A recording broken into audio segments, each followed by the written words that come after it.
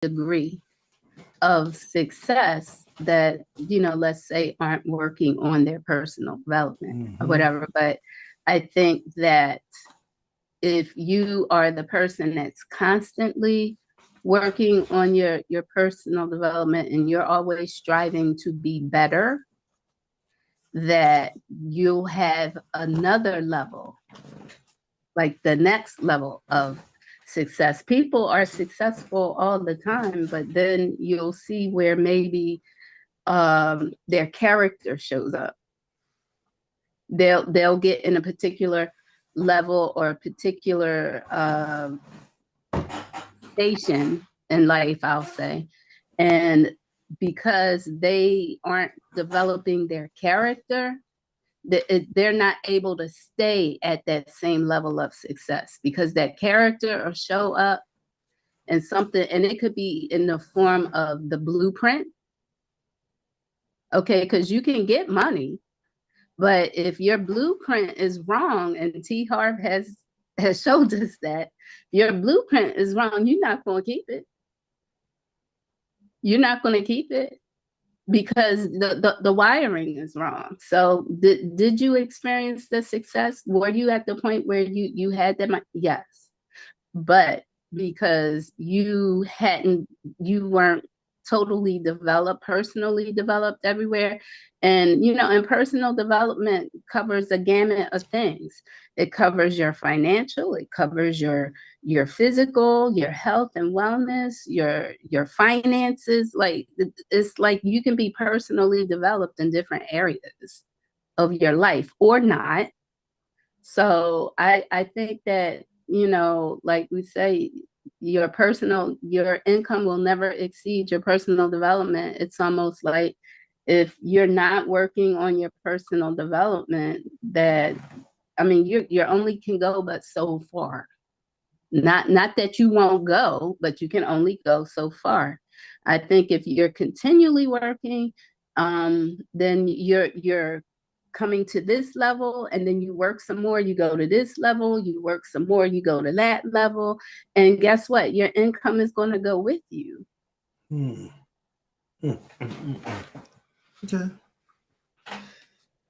Okay. Here's one. If you want to change the fruit, you will first have to change the root.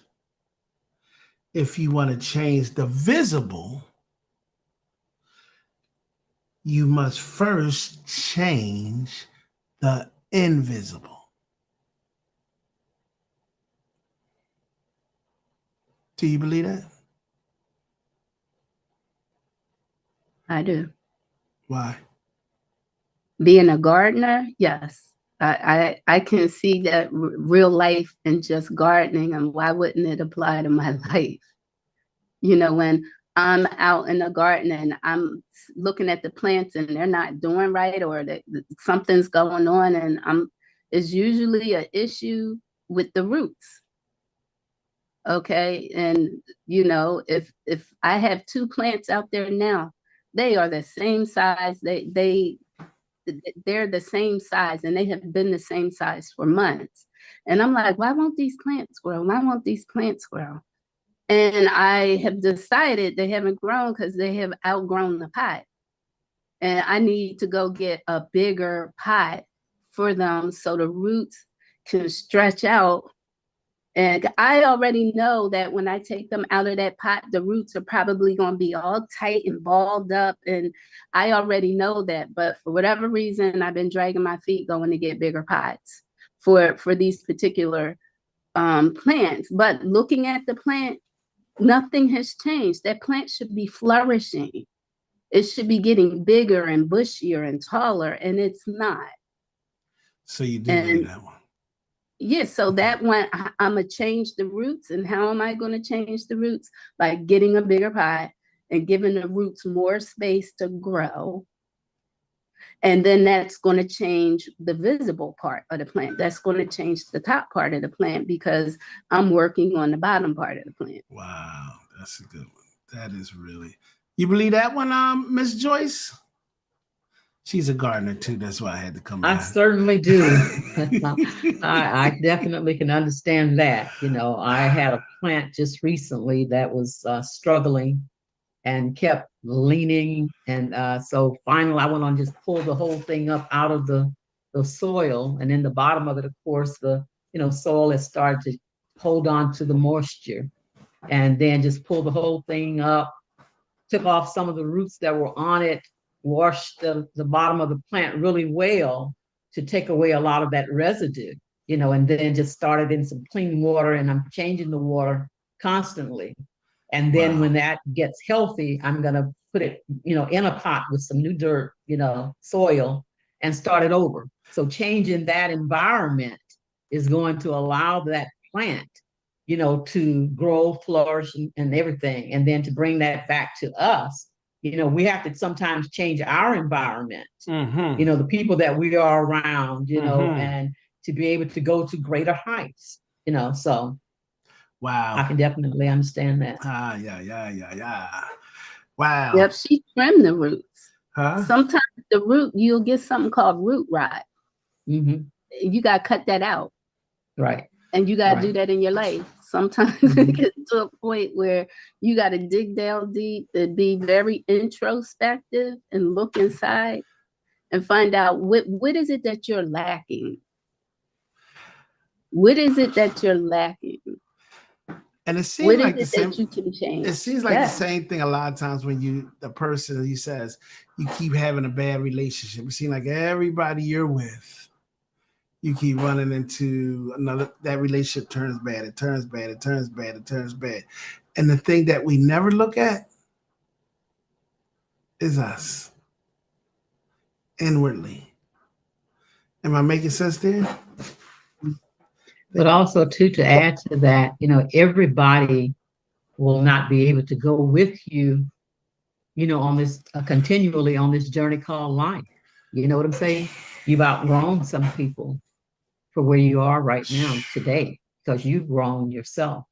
Wow. Not that you won't continue to love them, and do right by them, but they can't go with you, on this, on your journey in life. I remember, and I had to go back here because I can remember when I first got into business, and I had went to a network marketing company, and man, I told them that I was ready to get started. Right, I'm ready to get started now. I want to start. I want to start working now.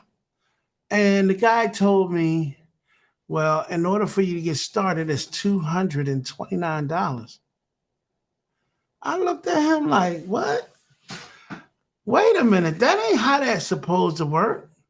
I said, that don't even listen, it didn't make sense to me. Let me work and sell these products, right? And I'm going to pay him after the fact. That ain't how that go. You got to pay and then. I never seen nothing like that before. It was just like where my financial thing started to change. There was another guy that came up, like Donald Bradley came over here to this company, right? Then Ann Jones, she came over. I thought every meeting, like we was looking for the free rooms. I'm gonna say it again. I'm looking for these free rooms, free rooms. And we was doing it down South Street. It didn't cost nobody nothing to get in. They had to pay for their parking and stuff like that. But it didn't cost nothing to get in. She says, we charge $10. What? That's crazy. I ain't gonna do that. And I'm paying. I said it's free to come to my meeting. All the people was going to her meeting. Why?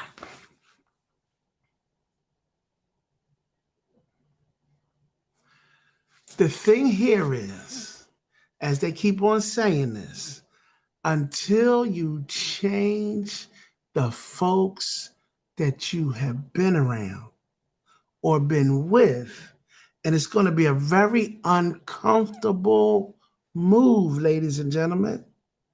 Why? Because your body and your system is used to doing this, but until you change this, you are still going to remain the same. But let me tell you something. The reason why, because guess what? Be surprised. Everything is a thin line. When they say thin lines between love and hate, and thin lines between this and that, thin lines between up and down, everything in the between, it's a thin line.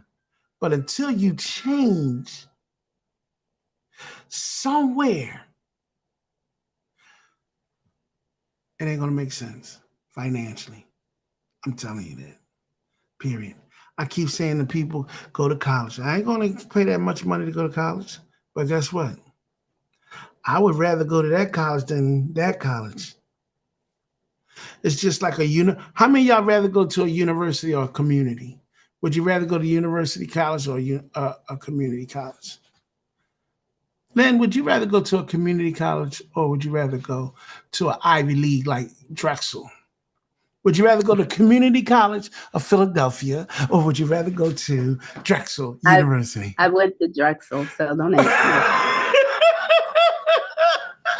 But if you can't, you very well can start. You can start at the community college and then transfer to Drexel. Oh. Oh my goodness. I got you. That was good. So a lot of this stuff that I'm just messing around now, but hopefully you guys enjoyed the book. Our very next book, for all of those that's out looking, we are going to be reading this new book. Hold up, Kim. Go ahead, Ray. I wanted to share about, I do believe, I did not understand at first about the being the fruit and changing the root, but I do wholeheartedly believe that, if you change your roots, you can change your fruit. So I am, the outer me is the fruit and the inner me is the root. And I have this used to happen every single day. My son we would always get into it. And I never understood why we would get into it, but I realized that he is his mother's child. And people that's close to me, sometimes I have a tendency to speak with a lot of authority and it comes off mean, to people or whatever. And my son expressed to me that the way I speak, he's not really cool with that, because he's used to going to school and listening to his teachers speak a certain way. So over time, I really had to realize that it's me, because I was thinking it was him. And I was thinking like, oh, you're just too soft. You just can't handle what I'm saying, but I realized, especially after reading the book, but I started doing it before the book, but I didn't understand what I was doing. I just knew that I was tired of arguing with him every single morning or every single day. And but I had to realize that I had to dial back my tone and what I said to him, how I said it to him. And especially since the book and learning in the book that our relationship is getting better, a lot better, to whereas he's not fighting with me and I'm not fighting with him, but it is because I had to check myself and grow myself from within in how I speak to him, Wow. Yeah. So I'm trying to work on that with everyone, but I'm mainly working on that with him. Yes. That's good. Wow. Thank you for sharing that. I don't feel so crazy now. Well, I have 3 boys, and boys just are different. They're different species. Yes, they are. And they are so different from them having the same mom and the same father. They are so very different. And like my oldest son, he puts on that front like I'm the oldest, and he's super bossy, but he's a lot like me. And so when I talk to him, I have to kind of remember to phrase my words in such a way because I'm very sensitive. Me too. And Wow. and I found out the hard way. I'm thinking he's a boy, like, and he's just as sensitive as I am. And now that he's 30, and I'm like, wow, he really is his mother's son. And so when I talk to him, I have to talk to him in a way that I would want somebody to talk to me. Yes. Mm-hmm. Yes. Mm-hmm. And I have to constantly keep that in mind. Okay. And my middle son, he's a quiet dude, real easygoing, real laid back. And I can have a real cool, chill conversation with him. And then my youngest son just don't believe sometimes. Like he's the one that gotta sometimes shake him up a little bit, or I'll have to say something really startling to get his attention, to like snap him out of wherever it is he is. So I'd have to do something really crazy with him. But it's like I have 3 different communication styles. And you can't, every now and then I forget which one I'm talking to or whatever, and I'm like, okay, wrong reaction, okay, dial it back, let me repackage that and put that back out. So yeah, it's hard to do yeah, that. I thought I was the only one that had to do. No, that's absolutely true. And my middle one is so subtle. I don't anything that I say goes right. She don't care. It's like, okay, all right. And then my first one is, yeah, she looking at my other kids like, what is going on with your children? Like, and I don't know. Yeah, I get it. But I have to change up my communication with all 3. Oh my goodness. Well, ladies and gentlemen, thank you very, very much. I appreciate each and every one of your comments. The book was excellent. Today, we will be reading. Our new book is going to be The Millionaire Success Habits. If you haven't gotten it, please get it. We've been mentioning it a long, long time. So get your books, and this is going to be another rodeo, but I'm looking forward to reading this one as well. So with that being said, Miss Joyce got her book. Yay! Excellent, Miss Joyce.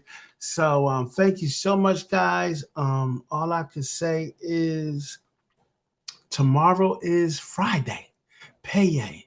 For those that are, we want to thank everybody who came yesterday. If you have any questions or concerns about this daggone new project that we are part of, Deidre Lynn stayed here for a while and answered any questions or concerns about it. And it is very important that you do these things because she's really doing it in a way that I would never have done it. But like if you listen to T. Harv Eker, he writes stuff down. Did you hear what he said? He wrote everything down, that everything he was preparing, everything he did prepared him for where he is, which will prepare you for where you'll be. I'm going to say it again. When you think of where you go, but if you're not even thinking about your next step, then you don't care about this one here. So again, it is very imperative that, if you have any questions or concerns, please stop assuming that everything is like everything, because everything ain't like everything. I know that's a very bad habit that I used to have. You remind me of that person. Is that fair? No. So why you do it with business? Oh, that sound like that. No, it's not. Stop thinking like that. That's the way broke folk. I want to write a book too. I got a book to write for you now. I can write it. Look, if you want to do it the wrong way, I can write that book. Don't do it like that. We don't want to think like that at the end of the day. And I am so thankful for you guys. With that being said, we love you. Have a great day on purpose. Tomorrow is Friday and celebration. Why? Man, life is good. So with that being said, take control over your life, because if you don't, somebody else will, and you ain't going to like it, so you might as well do it anyway. Hello. Am I right about it? If you got any questions or concerns, Lynn will be back here right after this, right?